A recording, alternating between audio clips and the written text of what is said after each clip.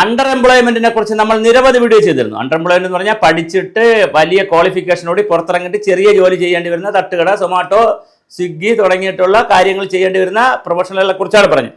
ഇത് പറയുമ്പോഴാണ് ഓരോ വിഷയത്തിന്റെ അടിസ്ഥാനത്തിൽ കൊമേഴ്സിൽ 57, ഏറ്റവും കൂടുതൽ കൊമേഴ്സിലാണ് 57, എക്കണോമിക്സിൽ 46, തൊട്ട് താഴെ തന്നെയുണ്ട്. ഹിസ്റ്ററി 26, ഇംഗ്ലീഷ് 24, മാത്സിന് 21, ഫിസിക്സ് 20, മലയാളം 19, സംസ്കൃതം 16 തുടങ്ങി, കെമിസ്ട്രി 14, പിന്നെ 2-3 കൂടെ ഉള്ളൂ. ബോട്ടണി 11, സുവോളജി 10, അതുപോലെ അറബിക്ക് 10, Islamic history 8, Tamil 7, music 5, geology 4, psychology 3, പിന്നെ 2 വീതം സോഷ്യലിസം പിന്നെ journalism, sociology, Kannada, biotechnology, microbiology, Urdu, travel and tourism വരുന്നു. അങ്ങനെ 328 പേരുടെ 328 നമ്മുടെ ഉന്നത വിദ്യാഭ്യാസ വകുപ്പ് വെട്ടിയിരിക്കുന്നത്. 2020 ഏപ്രിൽ 1-നും 25-നും ഇടയ്ക്ക് വിദ്യാഭ്യാസം ഇറക്കിയ ഉത്തരവിൻ്റെ അനന്തര ഫലമായിട്ടാണ് 328 പേരുടെ തസ്തിക തന്നെ ഇല്ലാതായിരിക്കും. ഇത് എത്ര മനോഹരമായിരിക്കുന്നു നമ്മുടെ ഭരണവ്യവസ്ഥ. എല്ലാവർക്കും തൊഴിൽ കൊടുക്കും, എല്ലാം ശരിയാക്കും.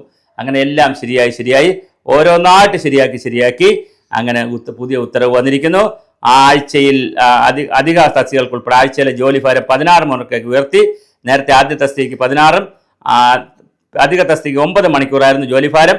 16 മണിക്കൂറില്ലാത്ത തസ്തികകളിലെ ഗസ്റ്റ് അധ്യാപകർ നിയമനമാക്കി. ഒറ്റ അധ്യാപകരെ വിഷയങ്ങൾക്ക് 12 മണിക്കൂർ മതി എന്നത് 16 മണിക്കൂറാക്കി ഉയർത്തി. അങ്ങനെ 16 മണിക്കൂറിലേക്ക് ഇത് കൊണ്ടുവന്നുകൊണ്ട് 1 മണിക്കൂർ PG അധ്യാപനം 1.5 മണിക്കൂറായി പരിഗണിച്ചു. UGC വ്യവസ്ഥകളെല്ലാം റദ്ദാക്കി.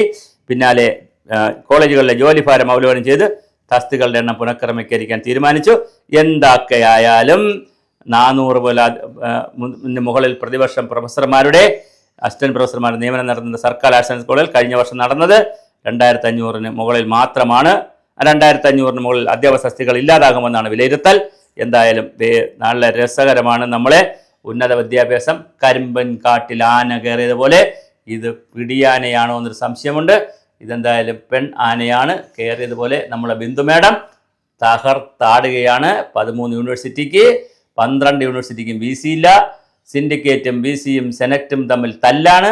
കേരള യൂണിവേഴ്സിറ്റി എടുത്താൽ രജിസ്ട്രാർ ഒരു വഴിക്ക്, പിന്നെ ഡെപ്യൂട്ടി രജിസ്ട്രാർ വേറൊരു വഴിക്ക്, അസിസ്റ്റന്റ് രജിസ്ട്രാർ മറ്റൊരു വഴിക്ക്. എല്ലാവരും ശബരിമലയ്ക്ക് പോയിരിക്കണം തോന്നുന്നു.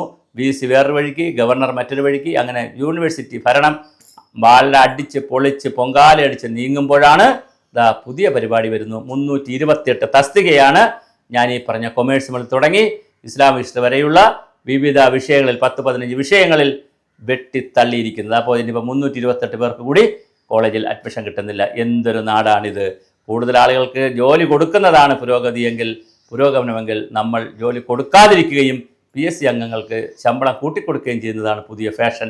അതാണ് ജനാധിപത്യം. അതിൻ്റെ പേരാണ് ഈ പറഞ്ഞതുപോലെ നമ്മുടെ സോഷ്യലിസം. അപ്പോൾ അങ്ങനെ നമ്മൾ സോഷ്യലിസ്റ്റ് ആവുകയാണ്.